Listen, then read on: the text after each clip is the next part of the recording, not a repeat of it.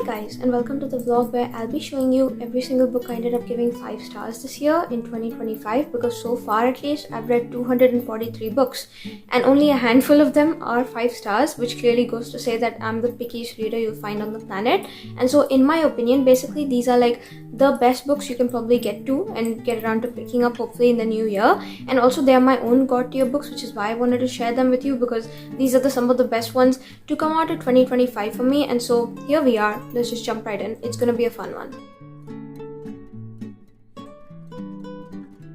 So now for context, I have read 243 books so far this year, but the goal is that now I want to hit 250 by the end of the year, because that would be such like a fun number to say every time I refer to how many books I ended up reading this year and whatnot, which is why I don't really think it's impossible for me to like read 7 more books by the end of the year. It's definitely gonna happen. Like there's like a good 99% chance that it will, but I don't think there'll be a chance that any of the last 7 that I have left to get to before the year ends will be a 5-star, because they're all Christmas romances at the moment that aren't hitting the mark. So if I do end up, by the bookish God's grace, finding another 5-star book that is not included as part of this video but I get to by the end of the year, I'll leave it in the comments for you. But otherwise, this is like my final list of 5 stars that I have, at least at the moment, about like 15 odd days before the year is over, which I think is good enough, because I genuinely don't think I'll be finding another one this year, which is why here we are. Let's just jump right into it. For now, at least the ones I've collected so far. First book I ended up giving 5 stars this year was actually in the month of January. I read it I think like the first 15 days in, and that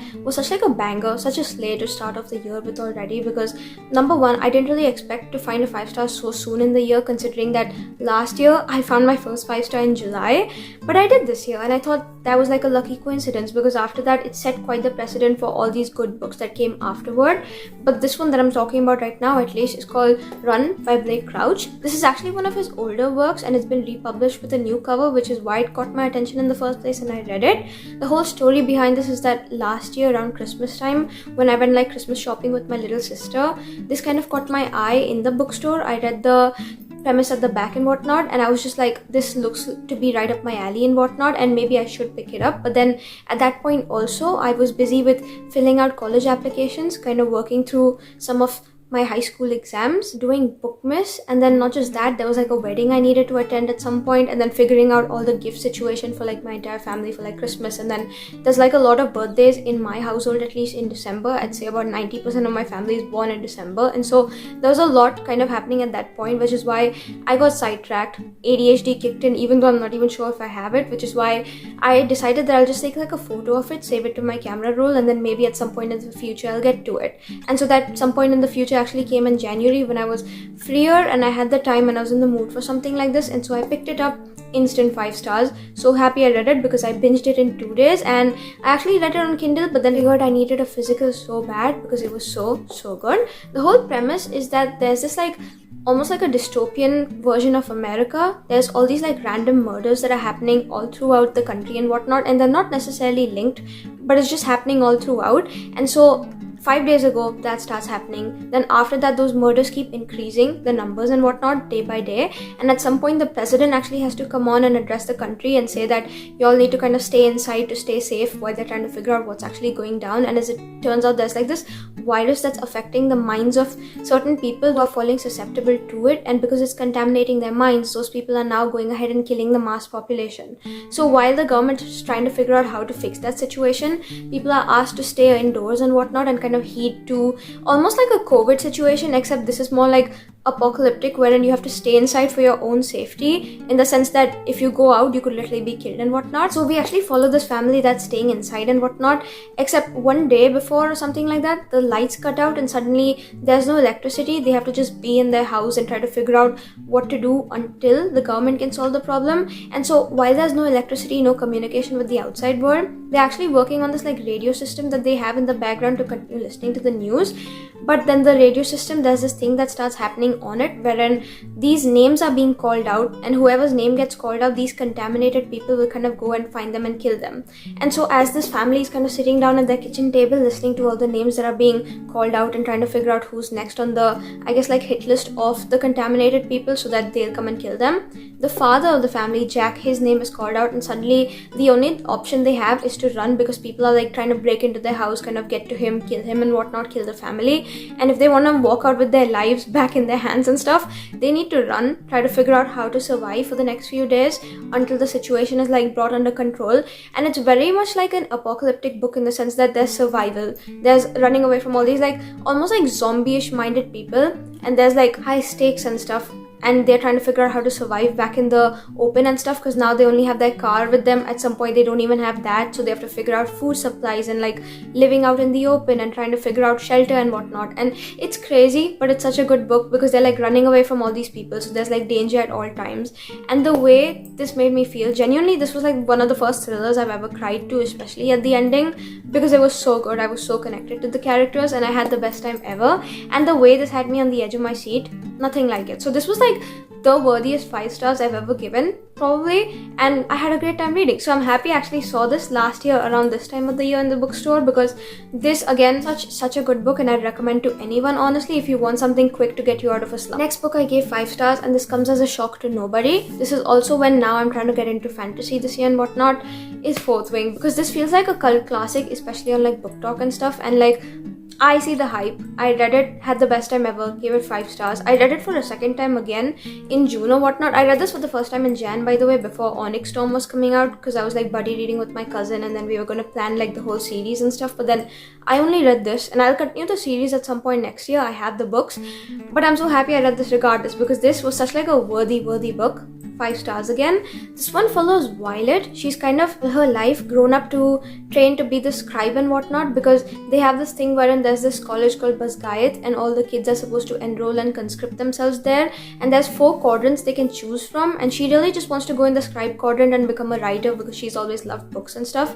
Except as it turns out, her mom is like the army general or something like that in the military, so she forces this like decree that kind of forces Violet to join the writers quadrant, simply because of the mom's like own state of mind and whatnot, wanting Violet to kind of forcefully become a rider. And for context, riding is kind of like the most dangerous quadrant, because the kids, they like die like little fruit flies, they just keep dropping on and out. And the thing is, she has never trained in her life, not even one day, to be part of that quadrant to begin with. So now she has to compete with all of these other kids who have always just been looking forward to going there. And not only that, it's the most dangerous quadrant, so she hasn't trained for like challenges and stuff.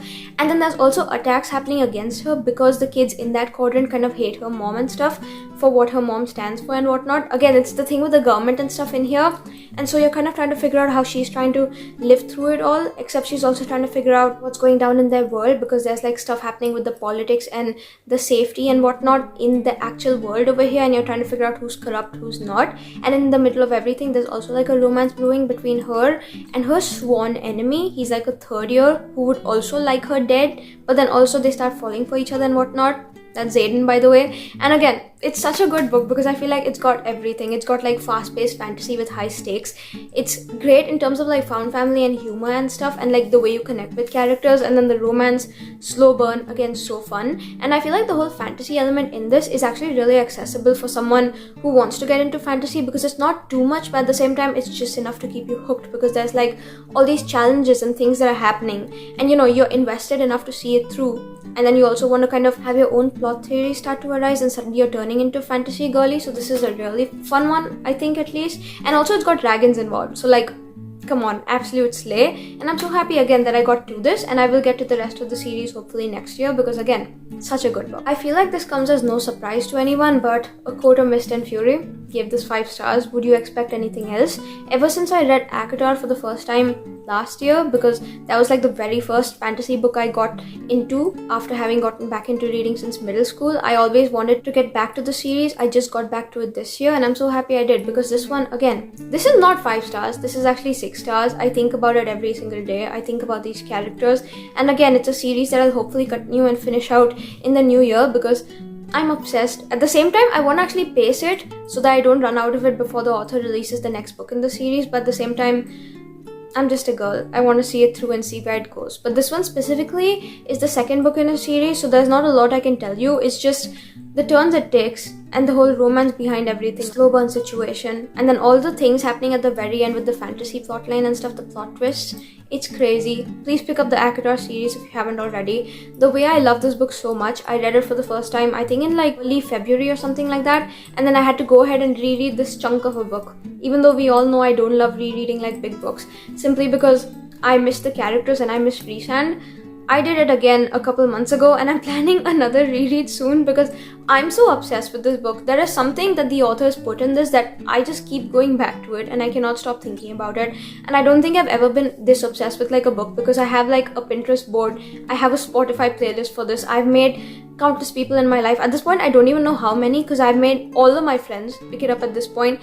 Literally every single person I know at least has a copy or has read it and given me their thoughts on it because this is like the best series ever in my opinion. The first one in this series is actually called Akatar, and it kind of follows this human called Farah who's a huntress trying to figure out how she's going to get her family through cold season by hunting and whatnot. And so one day she kills this like huge wolf and whatnot that she thinks will get her good money if she sells its hide in the market, except as it turns out it's not actually a wolf, it's a fae, and because she took a fae's life, the fae people have now come of that specific court to her house to kind of forfeit her life to their fae lands because she took one of theirs. And so to save her family, she kind of needs to go with them to the fae lands and kind of live her life out there. Except the fae lands are also cursed, and she's like their only one shot at kind of breaking that curse. And it's kind of, you know, a story that stems from there and whatnot. And it goes so much deeper in this book, but then again, it's so good. You have to pick it up if you haven't already. Let 2026 be the year you read the series because I know it's really hyped online, but it's hyped for good reason because once you kind of get through it, just get through the first book. This one, it's so good. This might be your favorite book ever. Like, it's mine because I think about this so much. I love it so much. I can't wait to get to the rest of them. And again, such a worthy 6-star read and whatnot. Definitely a god-tier book and I love it. The next 2 books I gave 5 stars actually from the same series, but then I think we can just go to them one at a time because they are different in terms of story. So if you've heard of the Chestnut Springs series by Elsie Silver, I was actually reading it I think around like March or something like that this year, and I decided I'll binge the whole series in a week. And so my next 2 reads are actually from that series specifically, the first one being Heartless, the second one in the series. I would recommend, if you haven't read the series, to actually go ahead and read it from the very beginning, all 5 books. So the order is like Flawless, Heartless, Powerless, Reckless, and Hopeless. But if you want to specifically get to this, you can. It's just that the whole like found family essence and like the small town vibes and whatnot, you get it and you get the entire experience out of it if you read the whole series. So again, it's really just up to you how you want to read it. But for me personally, I reread Flawless going into it because I'd read that back in 23, and then I read all the rest of the books for the first time, and this one, such a 5-star book. I'm still actually debating whether this is my favorite in the series or the other one that I'll show you is, but it's so good because this one follows Cade, so he's like the eldest brother out of the group and whatnot, and he's like a grumpy single dad, and he's actually busy and whatnot, but he loves his son and he just needs to look for one good nanny to look after his son for only like a couple months before he can get back to his duties because he's like literally the best dad ever. And so he doesn't want to put it off, but then at the same time he doesn't really have an option. And so enter Villa. She's actually the first girl in the first book, her best friend, Summer's best friend, and Villa essentially is like the most opposite of a person you'd find to Kate because she's not a grump at all. She's not sunshine necessarily, but she's like fiery and fierce and like everything you'd not expect, but at the same time their dynamic kind of goes together, and because she's working as a nanny, it kind of throws them into this like forced proximity kind of situation where now they're hanging out more than ever. They're like pulling all these bets on each other, they're starting to fall in love with each other, except also the agreement was like contractual and stuff, and at the end of the 2 months she actually ended up staying because again it was like a business deal rather than whatnot. And so it's really sweet watching them kind of fall for each other because again, in my opinion, when this author writes like her characters and whatnot, for some reason the way she writes them, it feels like such soulmates that these 2 characters were specifically made for each other. And in a way, all romance books are in that sense, but I feel like these specifically, like Kate and Villa, you could not convince me otherwise. They feel like a match made in heaven. They're so perfect for each other. It's so funny, it's so sweet. I feel like the whole thing with them is so swoony, wherein they're literally perfect for each other. I'm repeating myself, I cannot help it. That's just the way I feel because he isn't necessarily great at like communicating and stuff. He's not good at letting people in, especially the way, you know, his past relationships have ended and stuff, and so he's kind of closed off and whatnot. But the way she breaks down his barriers and stuff and the way they start falling for each other, I love that so much. And then the humor in this book, the way they talk to each other, the banter is so funny. If you want to read a book that's going to make you giggle probably like 90% of the time you're reading it, this is the one. And then also he's got a son in this called Luke, and I will say I don't really like reading about children in books, but for some reason this one, again, I found Luke so cute and so sweet, and I had the best time ever. So this was such like a worthy 5-star book, and I can't believe I waited so long to get to it because I've had it on my TBR for years now and it took me so long, and it's definitely worthy, but I can't believe I took took so long to actually read such an amazing book, and that just goes to say that you don't know what kind of gems you probably have on your bookshelf waiting for you to kind of read and whatnot, because I found something that was so amazing and I didn't even realize it, and I had the best time ever. So this was great. The other book in the series that I ended up giving 5 stars is called Reckless by Elsie Silver. This is the 4th one in the series, and it actually follows, so the first girl in the series and whatnot, her name is Summer. It follows her sister, Winter. Sorry about the names, I cannot really help it, it's kind of funny, but then it follows Winter basically, and it follows the first guy in the series, Rhett, so Summer's like romantic partner. He is like a bull rider, and the guy he's kind of like mentoring or whatnot, Theo, it follows Theo. So basically this book kicks back to like the original country vibes and whatnot, because Theo's a bull rider, you get back into the sport kind of essence of it, and essentially Winter is this character you've been seeing from book 1, wherein she always comes across as this like cold exterior person that isn't like great to anyone and anything, and she's horrible basically. But then as you read her story and whatnot, this is one storyline that if you want to understand, you have to read the entire series, because you get glimpses of it throughout all the books.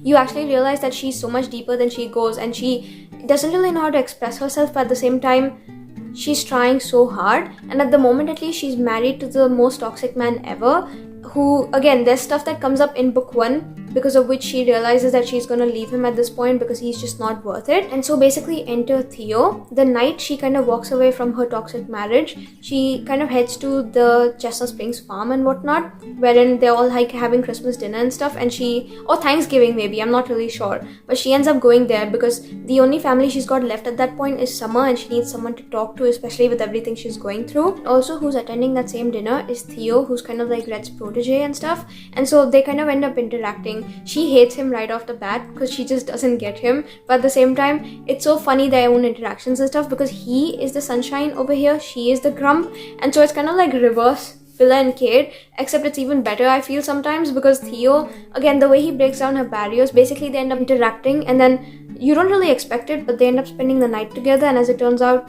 there's like an accidental pregnancy thrown in, and he doesn't really know anything about it. So now fast forward like a couple years to the future when he actually finds out and whatnot. This book kind of explores him trying to be a good father to the daughter because he didn't actually know all along, and then trying to get back into Winter's life and her good books, and you're trying to figure out what actually went down in the middle between the two of them. And it's kind of like Second Chance, but then at the same time it's got all these other tropes, and you would expect it to be such like a bad book because those tropes are just not my thing. I love Second Chance, don't get me wrong, but the other things in it would not have been my cup of tea. But for some reason, the way Elsie Silver did it, the whole small town aspect, the whole found family, and the way he's like always there for her regardless of anything, and the way he sees through her defenses and stuff, and he's still there, and the way he like loves her regardless, I'm sorry. And again, it was so sweet, it was such a good time. And maybe I'm starting to realize that I like single dad romance because this guy was a single dad.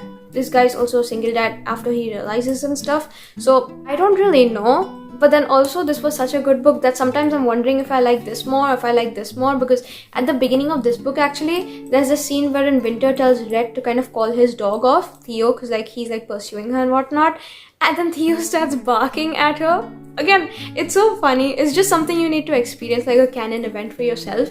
But it's again so good. So if you haven't already read it, please read this series. It's so cozy and comforting, at least in my opinion, for me. And it's great for this time of the year, because if you need something just to cuddle up with and just to feel some wholesome good vibes with, this is perfect. The whole dynamic between everyone, but then these two specifically, again, it's so good. And I love this book so much. And again, maybe I'll reread in the new year, who knows, because it was so good. Now moving on to, I believe like April or something like that, when I was reading Emily Henry's books for a week and whatnot. And so the next book I ended up giving 5 stars was People We Meet on Vacation by Emily Henry. This one, again, it was kind of expected because it's Emily Henry. I love Beach Read by her. That's probably my favorite like romance book I've ever read. That and Marriage for One, I'm tied between the two of them, but like that one is so good. I think about it on a daily basis, and so this had to be 5 stars. This one basically follows Poppy and Alex. Poppy, she's kind of like who's such an extrovert. She loves traveling. She loves like being adventurous and doing all these like outdoorsy, touristy things and stuff. And on the other hand, we have Alex, who's kind of like a nerd, a bookworm, an introvert. He'd prefer to stay inside with like a cup of tea and a book any day of the week, just like all of us. And so it's kind of unexpected that the two of them are friends, and you don't really see it coming. But then back in the day when they were in college, they kind of bumped into paths and whatnot, and then they struck up this like unlikely friendship, and it kind of goes from there. And so after they became friends and whatnot, they started this tradition. This was about a decade ago, by the way, way wherein every summer they'd go on this like trip together and kind of just like see the world together, and he'd do it for her despite the fact that he doesn't really like doing that kind of stuff because that's her own hobby and interest, because she's also kind of like a travel influencer, I guess you can call her. She works for this travel magazine, and so you kind of watch them across the years go on all these fun trips, and you're trying to figure out what went wrong actually, because there's past and present timeline in this, where in past you're seeing all these trips, but then present they don't actually talk anymore, so you're trying to figure out what went down. And so now in present timeline, Poppy is actually reminiscing on all of these past trips, and so one day out of the blue she ends up texting him out of nowhere and asking if he wants to go on a trip together and stuff, except his brother's actually getting married at that point too, which is why he kind of tells her that they'll go on a trip together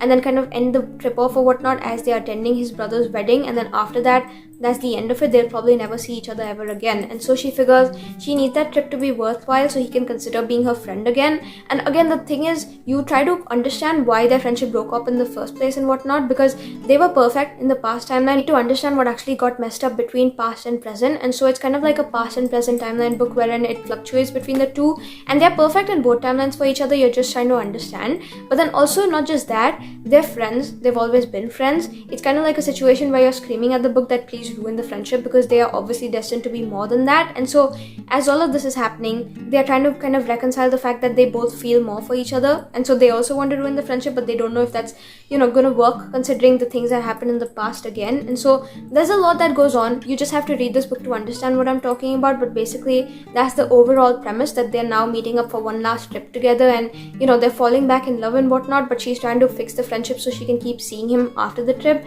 And so there's a lot going on, but basically if you want a book that truly makes you feel everything, and if you want something that feels like a genuine hug and whatnot, this is gonna be it, because it has like the most beautiful writing style, it has the most beautiful like plot and story, and I don't think I've ever read a book like this wherein I was crying one minute and then I was giggling and swooning the next. Basically my reactions to any Emily Henry book, but then this one specifically, it hit me so hard because there were so many bits I was able to relate to. There was so much I enjoyed about it, and again, it's Emily Henry. It was such a good time, and now actually is the perfect time to read it, because in the new year, I think January 9th is when the movie of this drops on Netflix and stuff, and so you can read this and then watch the movie right after. And basically I'm on the edge of my seat for that. That's my Super Bowl, because this was one of the best books I've ever read, and so getting to watch this now on the big screen, especially with like the casting they picked and whatnot, because in my head they're perfect, that's literally what I pictured. I can't wait to see how that happens. But this one, again, such a worthy 5-star, because it was so good and I had the best time ever with this. Next up we have another book that I read, I think like about a month or so after I read that one, but then this one's called Part of Your World by Abby Jimenez. This was my first Abby book that I read, and it kind of took me by surprise, because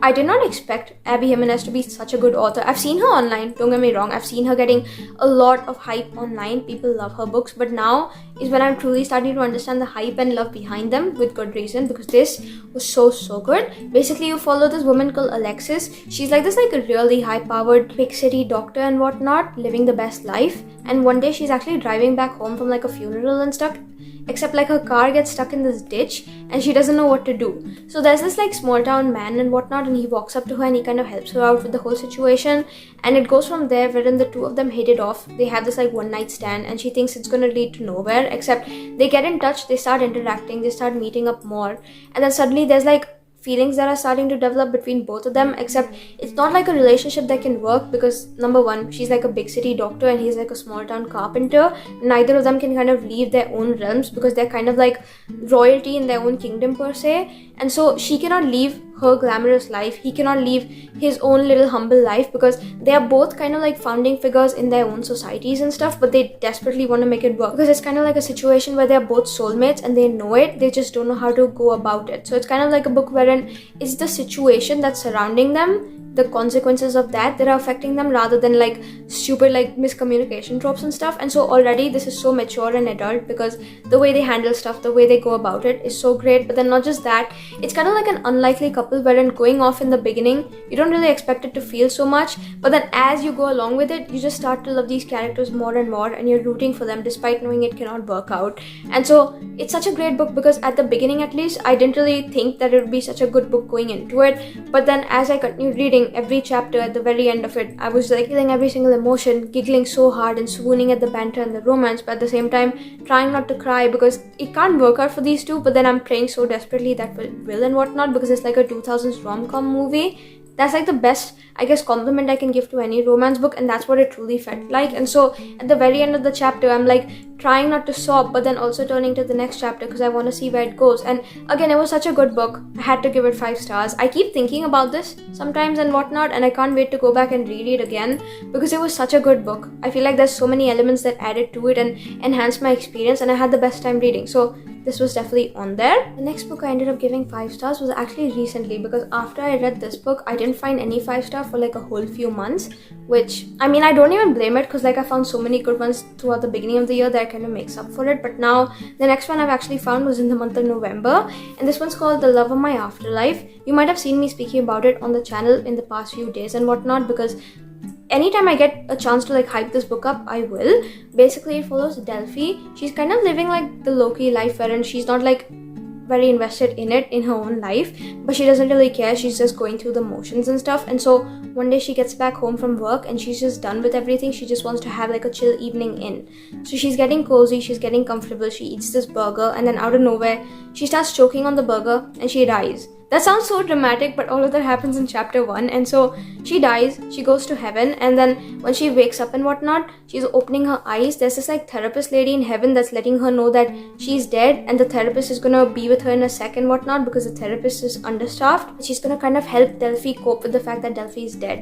And so now Delphi's kind of reeling from everything that's going on, waiting in the reception room of heaven and stuff, trying to figure out what happens next, when this like man spawns out of nowhere called Jonah, and they start having this conversation, and suddenly he seems like her perfect soulmate, matching her energy in every single way, and she's just like, maybe being dead and the afterlife is not going to be so bad after all.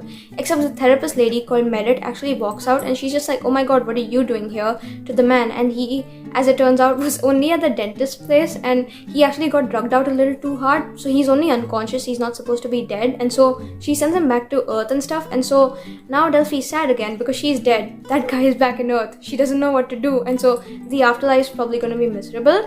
Except Merit, the therapist lady, she's a huge like hopeless romantic, and she kind of sees potential there because she's just like us. She actually at some point references reading Emily Henry's backlist and stuff, so she's literally one of us girlies, but essentially kind of ends up taking pity on Delphi and kind of gives in, wherein she tells Delphi that only because she feels bad for her and whatnot, and because she wants her own amusement purpose and whatnot for like a week, she tells her that she'll send Delphi back to Earth only for 10 days, and if Delphi can find that Jonah guy in 10 days in a city of millions who probably have the same name because she doesn't know his last name and whatnot, and find him and of his own volition get him to like kiss her, then she can get her life back and whatnot, and she can continue living on Earth. Except when Delphi sent back, number one, she needs to figure out where this guy is because she has no idea, and so she's trying to go through all these like struggles and stuff, finding help from the most unlikely of sources to get to him. Except as all of this is happening, number two, she's actually figuring out that now that she's on a time clock of 10 days, she wants to continue living again because she never lived life to the fullest, and now that she knows there's only 10 days left,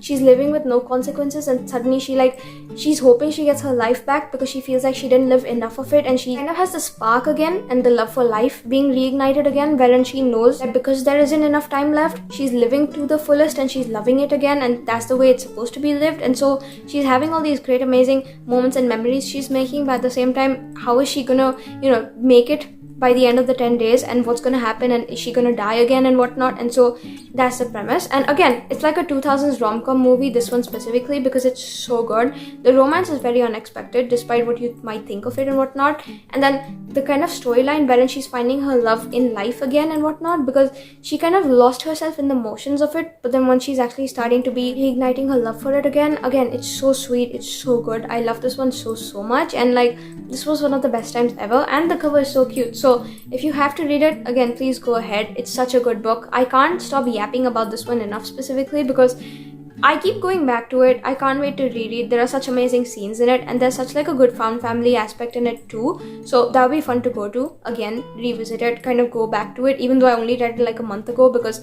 I have such good memories of having read this and having had the best time, which is why here we are with my last romance 5-star book of the year. My actual last 5-star, there were a couple books I believe in the Shadow Me series that I gave it. I'm not necessarily sure of the titles because at this point I read all of that series in the span of like 4 days, which is why it's blended into this like one big mush of a book in my head, and so I'll have them up on the screen and whatnot for you. But essentially there were 3 books in that series that I gave 5 stars with good reason, but because they're in the middle of the series, I don't want to spoil them for you, which is why we won't speak about these necessarily. It's just Shatter-Me, the whole series and whatnot, and the first book specifically, is this like dystopian world wherein the world has come basically to an end, and you kind of follow the perspective of this girl called Juliet, who anything she touches, it kind of perishes and stuff. And so she's been locked away in this insane asylum because if she touches anything, she's basically a weapon, she'll kill it, and she accidentally did that when she was younger, and so she's serving her prison sentence now. Except the re-establishment, which is the ruling government at the moment, they kind of take her out of that prison to kind of use her as a weapon at that point, because the world, like I said, is coming to an end. The food, they're running out of it, the birds are dead, the animals, they're all like toxic and stuff, so even if people eat them, they're probably just gonna die because there's like a lot of contamination. The air is smoky and sick, and so everyone's just like losing it and stuff, and their hope is that by getting Juliet out, they can kind of suppress anyone that kind of tries to fight against their regime, even though they are corrupt and stuff, and letting the world go to hell. And except now she needs to figure out whether she wants to be their weapon or she wants to fight for herself and kind of use her magic for good and kind of try to save the world. And so it's kind of like a dystopian YA series, but for some reason this hits so hard, and these books specifically, the ones that I ended up giving 5 stars, was so good in the moment that I had the best time ever, because the way they made me feel, the whole journey and the whole characters and the found family and the kind of vibes with like the mystery stuff and the cliffhangers they left off at the very end, had the best time ever, had to give them 5 stars. And so here we are, and these were like the last books I ended up giving 5 stars this year. And so now we've reached the end of the video. There are a few special mentions I want to speak about though really quickly before we wind it up, because they don't necessarily qualify for this video, but I wanted to talk about them anyway. Basically at the beginning of the video I said I'll be speaking about every single book I gave 5 stars in 2025, and the thing is, these books are actually rereads, so I didn't give them 5 stars this year. I gave them 5 stars whenever I read them for the first time, and then now I read them again and they were 5 stars, so they definitely count, but they weren't the first time I was reading it this year.